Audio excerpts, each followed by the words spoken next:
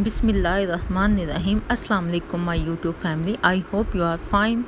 तो आप सब ठीक होंगे, खुश होंगे। और आज तो गर्मी का कोई नामो निशान ही नहीं है। तो आज मैंने करेले की सब्ज़ी बनाई है, तो मैंने कहा मैं अपने व्यूअर्स के साथ ये रेसिपी ज़रूर ट्राई करूं। तो सबसे पहले मैंने प्याज बारीक चॉप कर लिया। ये मैंने चॉपर में चॉप किया। 2 अदद मैंने प्याज लिए हैं। इसमें 1 टेबलस्पून मैंने चिली फ्लेक्स डाल लिया है। 1/2 टेबलस्पून मैंने हल्दी का ले लिया है। और 1 टेबलस्पून मैंने इसमें गरम मसाला डाल दिया है। और ये 1.5 टेबलस्पून है मैंने सूखा धनिया और ज़ीरा, जो मैंने ड्राई रोस्ट करके रखा हुआ है, ये मैंने इसमें डाल दिया है। और नमक आप अपने टेस्ट के मुताबिक डाल लें। वैसे मैंने इसमें 1 टेबलस्पून से थोड़ा कम ही डाला था। और 2 टेबलस्पून इसमें मैंने धनिया, सब्ज़ धनिया और पुदीना काट के डाल दिया है। और ये स्टफिंग है। करेले मैंने भर के बनाने हैं।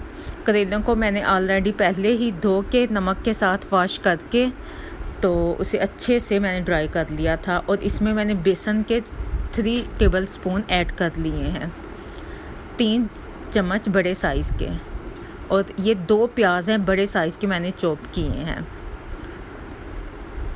और 3 चम्मच मैंने बेसन के इसमें ऐड कर लिए हैं। और इन करेलों को मैं बिल्कुल भी ना कोई धागे से लपेटूँगी और ना ही किसी चीज़ से ऊपर से बंद करूँगी।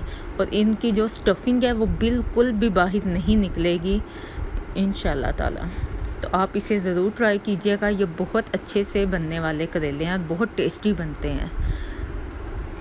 तो ये देखें, करेले मैंने अच्छे से वॉश कर लिए हैं और इन्हें मैंने ड्राई कर लिया था। और अब ये मसाला मैं इनमें भर लूँगी। ये वैसे मैंने मसाला ज़्यादा ही मैंने बनाया था, तो बाकी मसाला वो मैं आपको बताऊंगी कि उसका क्या करना है। और ये देखिए, मैंने करेलों में मसाला भर के और उसे अच्छे से किनारों से दबा दिया था। ये आपने लाजमी करना है, इससे फिर इसमें जो हमने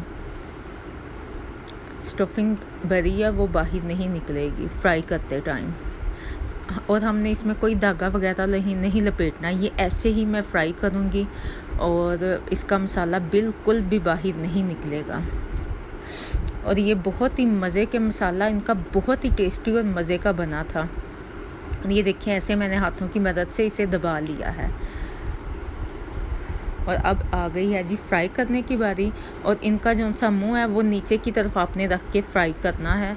और ये बहुत अच्छे से फ्राई हो गए थे। और आप खुद देख सकते हैं, ज़रा भी इनकी स्टफिंग नहीं ओपन हुई और कोई भी मसाला बाहर नहीं निकला। और हल्के हाथों से आपने इन्हें फ्राई करना है, बहुत ज़्यादा बार बार इन्हें घुमाना नहीं है। तो ये देखें, बहुत से लाइट गोल्डन ब्राउन हो गए हैं। तो मैंने इसे दबा के निचोड़ के, करेलों में ऑयल तो खूब जाता है। तो ये देखें, बिल्कुल भी इनकी स्टफिंग बाहर नहीं निकली। ये देखें, घी भी मेरा बिल्कुल क्लियर आ रहा है। तो आप ये रेसिपी ज़रूर ट्राई कीजिएगा। और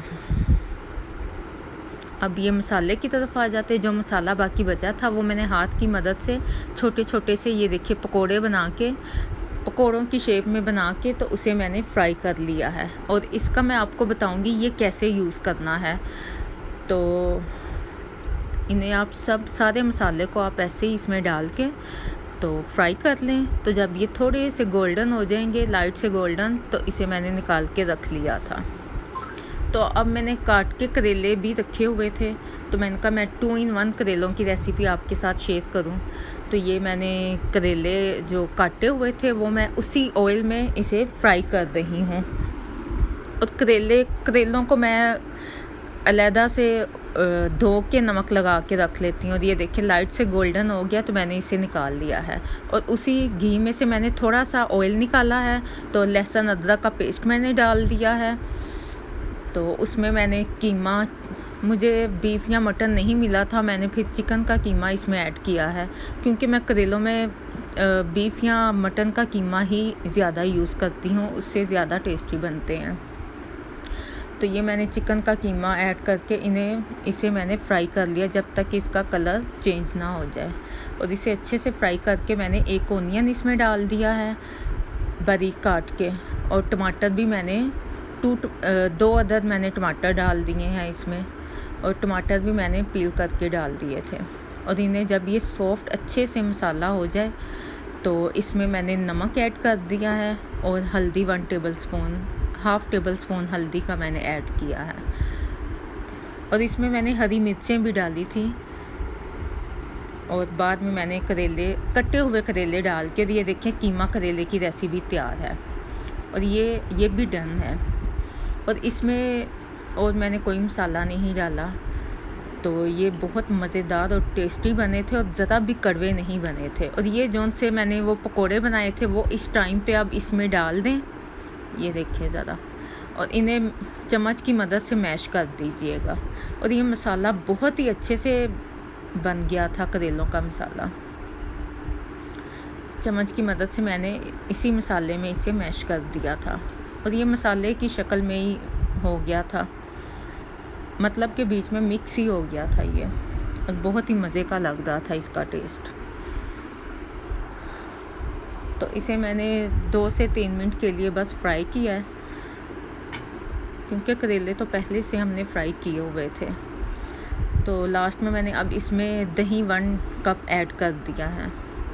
तो दही से ये होगा, जो हमने करेले फ्राई किए हुए थे वो अच्छे से सॉफ्ट हो जाएंगे, तो पानी डालने की ज़रूरत नहीं है। तो मैंने दही 1 कप डाल दिया, और इसका टेस्ट बहुत ही अच्छा आता है।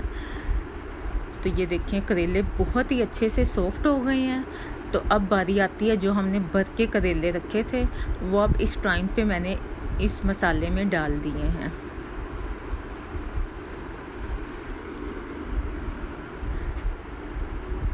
और आप भी बस इस रेसिपी को ज़रूर ट्राई कीजिएगा, और जिसने मेरे चैनल को सब्सक्राइब नहीं किया, रिक्वेस्ट है कि वो मेरे चैनल को ज़रूर सब्सक्राइब करे, और बेल आइकन का बटन ज़रूर प्रेस करे, ताकि मेरी हर आने वाली वीडियो का नोटिफिकेशन आपको मिल जाए।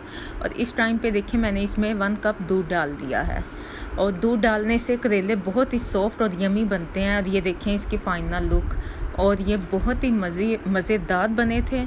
आप इसे ज़रूर ट्राई कीजिएगा, और मुझे अपनी दुआओं में ज़रूर याद रखिएगा। अल्लाह हाफ़िज़।